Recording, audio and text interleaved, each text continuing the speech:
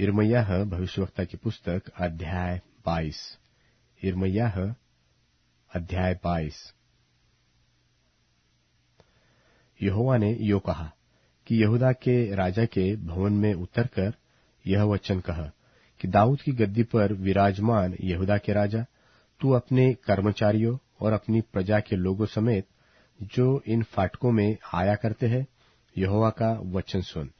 यहोवा यो कहता है कि न्याय और धर्म के काम करो और लूटे हुए को अंधेर करने वाले के हाथ से छुड़ाओ, और परदेशी और अनाथ और विधवा पर अंधेर और उपद्रव मत करो, और इस स्थान में निर्दोषों का लोहू मत बहाओ। क्योंकि देखो, यदि तुम ऐसा करोगे तो इस भवन के फाटकों से होकर दाऊद की गद्दी पर विराजमान राजा रथों और घोड़ों पर चढ़े हुए अपने अपने कर्मचारियों और प्रजा समेत प्रवेश किया करेंगे। परंतु यदि तुम इन बातों को न मानोगे, तो यहोवा की यह वाणी है कि मैं अपनी सौगंध खाता हूं कि यह भवन उजाड़ हो जाएगा। यहोवा यहूदा के राजा के इस भवन के विषय में यो कहता है कि तू मुझे गिलाद देश सा और लबानोन का शिकार सा दिखाई पड़ता है, परंतु निश्चय मैं तुझे जंगल और निर्जन नगर बनाऊंगा, और मैं नाश करने वालों को हथियार देकर तेरे विरुद्ध भेजूंगा। वे तेरे सुंदर देवदारों को काटकर आग में झोंक देंगे, और जाति जाति के लोग जब इस नगर के पास से निकलेंगे, तब एक दूसरे से पूछेंगे कि यहोवा ने इस बड़े नगर की ऐसी दशा क्यों की है। तब लोग कहेंगे कि इसका कारण यह है कि उन्होंने अपने परमेश्वर यहोवा की वाचा को तोड़कर दूसरे देवताओं को दंडवत किया और उनकी उपासना भी की है। मरे हुओं के लिए मत रो, उनके लिए विलाप मत करो। जो परदेश चला गया है, उसी के लिए फूट फूट कर रो, क्योंकि वह लौटकर अपनी जन्मभूमि को फिर कभी देखने न पाएगा। क्योंकि यहूदा के राजा योशिय्याह का पुत्र शल्लूम, जो अपने पिता योशिय्याह के स्थान पर राजा है और इस स्थान से निकल गया, उसके विषय में यहोवा यो कहता है कि वह फिर यहां लौटकर न आने पाएगा।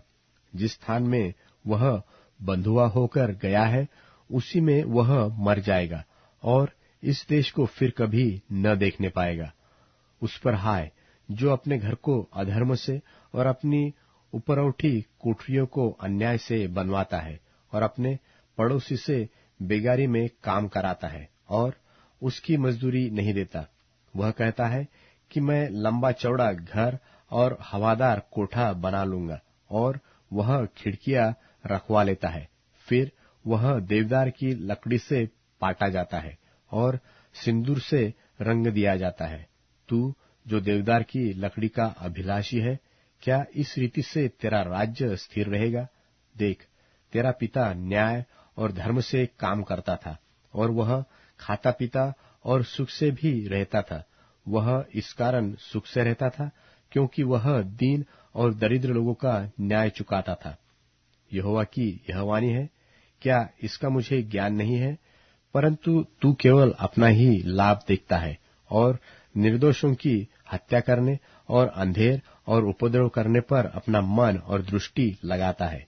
इसलिए योशिय्याह के पुत्र यहूदा के राजा यहोयाकीम के विषय में यहोवा यह कहता है कि जैसे लोग इस रीति से कहकर रोते हैं कि हाय मेरे भाई, व हाय मेरी बहन, व हाय मेरे प्रभु, व हाय मेरे विभव, इस प्रकार तेरे लिए कोई विलाप न करेगा। वरन उसको गड्ढे की नाई मिट्टी दी जाएगी, वह घसीटकर यरूशलेम के फाटकों के बाहर फेंक दिया जाएगा।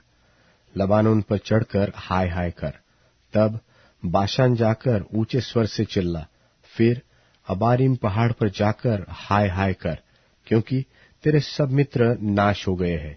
मैंने तेरे सुख के समय तुझको चिताया था, परंतु तूने कहा कि मैं तेरी न सुनूंगी।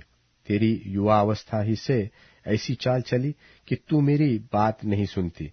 तेरे सब चरवाहे वायु से उड़ाए जाएंगे और तेरे मित्र बंधुआई में चले जाएंगे। निश्चय तू उस समय अपनी सारी बुराइयों के कारण लज्जित होगी और तेरा मुंह काला हो जाएगा। हे लबानोन की रहने वाली, हे देवदार में अपना घोंसला बनाने वाली, जब तक तुझको जच्चा की सी पीड़ाए उठे तब तू व्याकुल हो जाएगी। यहोवा की यह वाणी है कि मेरे जीवन की सौगंध, चाहे यहोयाकीम का पुत्र यहूदा का राजा कोन्याह मेरे दाहिने हाथ की अंगूठी भी होता, तो भी मैं उसे उतार फेंकता। मैं तुझे तेरे प्राण के खोजियों के हाथ और जिनसे तू डरता है उनके अर्थात बाबुल के राजा नबूकदनेस्सर और कसदियों के हाथ में कर दूंगा, और मैं तुझे जन्नी समेत एक दूसरे देश में जो तुम्हारी जन्मभूमि नहीं है फेंक दूंगा, और वहीं तुम मर जाओगे। और जिस देश में वे लौटने की बड़ी लालसा करते हैं वहां कभी न लौट पाएंगे। क्या यह पुरुष कोन्याह तुच्छ और टूटा हुआ बर्तन है? क्या यह निकम्मा बर्तन है? फिर वह वंश समेत अनजाने देश में क्यों निकालकर फेंक दिया जाएगा? हे पृथ्वी, हे पृथ्वी, हे पृथ्वी, यहोवा का वचन सुन। यहोवा यो कहता है कि इस पुरुष को निर्वंश लिखो, इसका जीवन काल कुशल से न बीतेगा, और इसके वंश में से कोई भाग्यवान होकर दाऊद की गद्दी पर विराजमान व यहूदियों पर प्रभुता करने वाला न होगा।